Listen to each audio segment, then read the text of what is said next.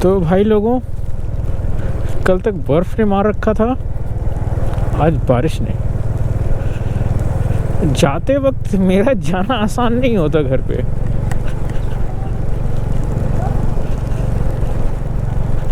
हमेशा भीगते भागते ही जाना होता है।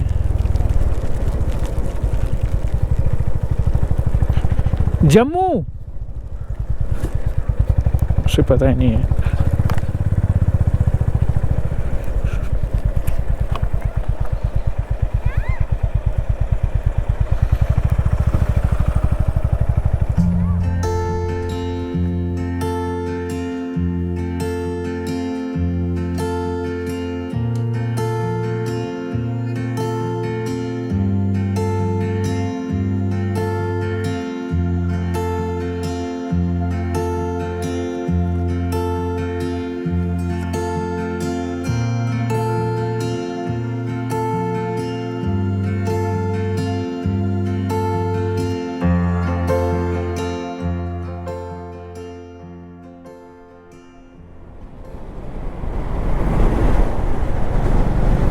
ये जा रही है भाई साहब जगुआर।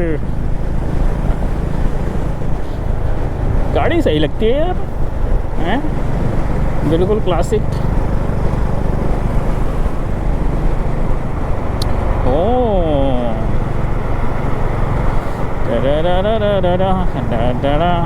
भाई साहब, सही गाड़ी है। तू भी सही है होंडा। बुरा मत मानियो, तू मस्त है, इससे भी सही है। जहाँ जहाँ से तू आ गई वो नहीं आ सकती।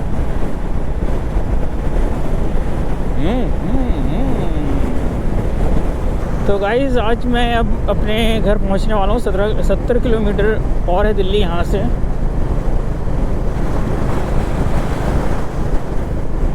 ये वाला ट्रिप काफ़ी जो है अप एंड डाउन करके रहा। कई सारी दिक्कतें झेलनी पड़ी और एक सामने ये जाम लग गया, मुझे लग रहा है यहाँ पर।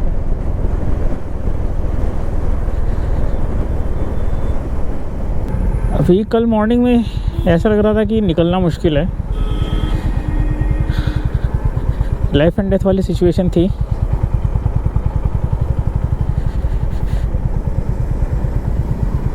लेकिन कल निकले किसी तरीके से। गोप्रो की बैटरी फिर से चली गई। I was under prepared for recording for GoPro.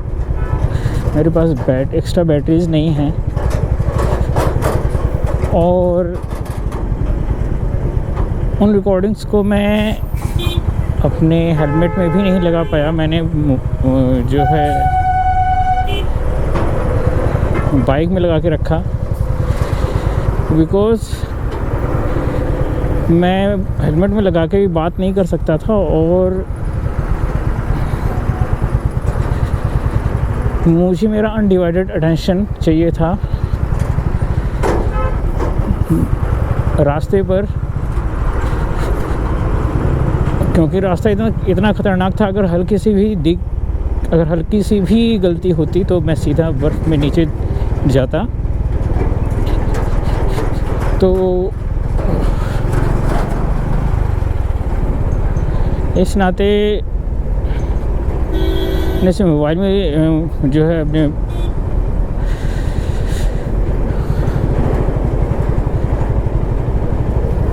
Bike में लगा के रखा ताकि जो फुटेज आ सके वो आ जाए, जितने भी आ सके। बिकॉज़ नज़ारा तो बहुत ही सही था लेकिन इतना ही डेंजरस भी था।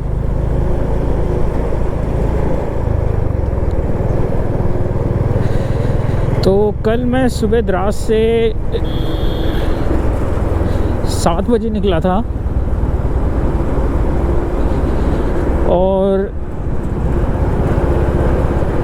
लगभग 12:30 बजे के आसपास, मैं 12:30-1 बजे के आसपास मैं श्रीनगर पहुंचा। वहाँ लंच किया लंच और ब्रेकफास्ट दोनों ही किया, ब्रंच किया।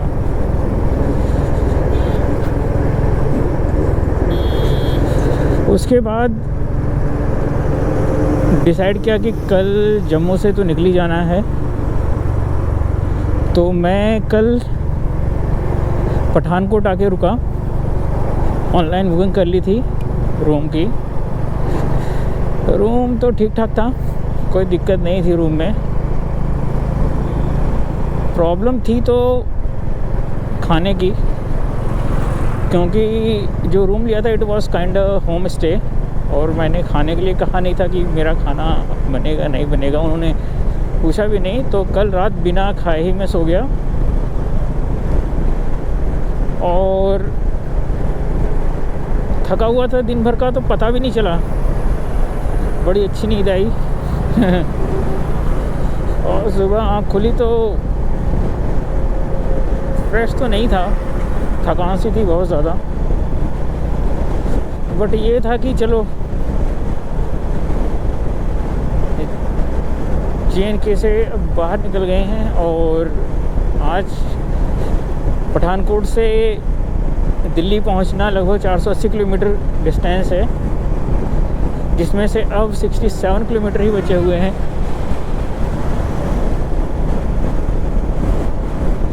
अक्सर मैं यहाँ पर आते हुए कुछ खाता पीता हूँ, लेकिन आज नहीं, क्योंकि आज ऑलरेडी मैं कई बार कई जगह 2-3 जगह मैंने गन्ने का जूस और शिकंजी और पानी वगैरह पीता हुआ आ रहा हूँ, क्योंकि गर्मी बहुत ज़्यादा है। कल में और आज में टेम्परेचर डिफरेंस बहुत ज़्यादा है। I don't know how would my body respond to this. कल नेगेटिव टेम्परेचर था, आई थिंक -6 और 7 डिग्री सेल्सियस। मेरा फ़ोन जो था उसने चार्ज होना बंद कर दिया था, एक मैसेज पॉपअप हो गया था कि because of the very low temperature charging could not take place, ऐसा कुछ मैसेज था। तो फ़ोन चार्ज नहीं हो रहा था, लेकिन GoPro चार्ज हो रहा था। तो GoPro is good for extreme conditions, लेकिन ये वीवो का V23 है जो कि एक्सट्रीम कंडीशंस में जो है चार्ज नहीं होगा। आप मैप वगैरह बाकी चीज़ें अगर कोई फंक्शन करते हैं तो होगा, सब कुछ काम करेगा। उस टाइम तो कर रहा था, और उस काम करते वक्त बैटरी जो है डिस्चार्ज हो रही थी।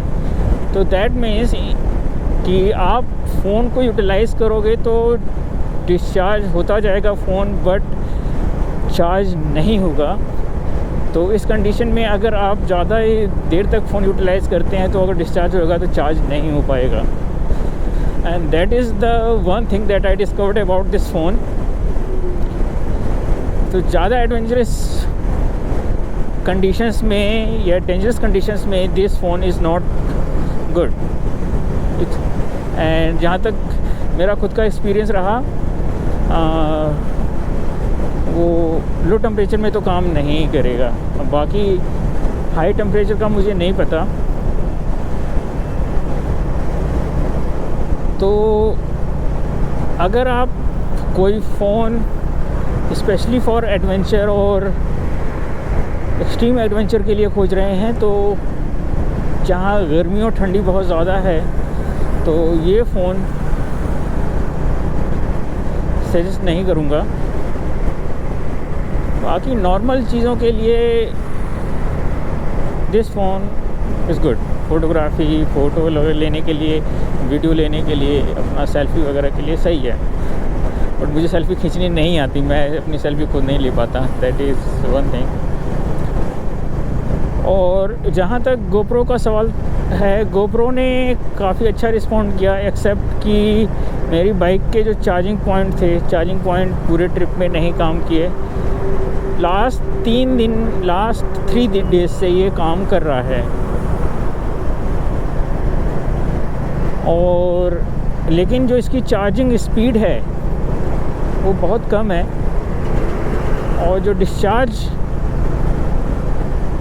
होने की स्पीड है वाइल रिकॉर्डिंग वो बहुत फास्ट है। तो बेटर कि ना कि अगर कई दिनों का ट्रिप बने तो एक्स्ट्रा बैटरीज वगैरह अपने पास होनी चाहिए। बाकी कई सारी वीडियोस और फ़ोटो वगैरह नहीं मैं बना पाया, इसका थोड़ा रिग्रेट है। लेकिन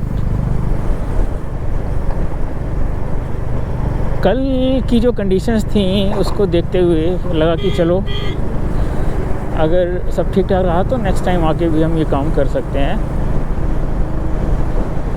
the one thing that I have learn, the most beautiful things in this world are more dangerous.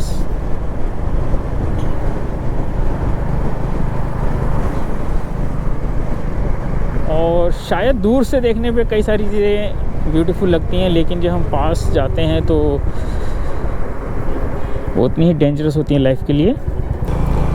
तो सेम कल बहुत ही ब्यूटीफुल नज़ारे देखे और डेंजरस भी। लेकिन हाँ, मेरी राइडिंग का टेस्ट हो गया कि मैं चलाता कैसा हूँ।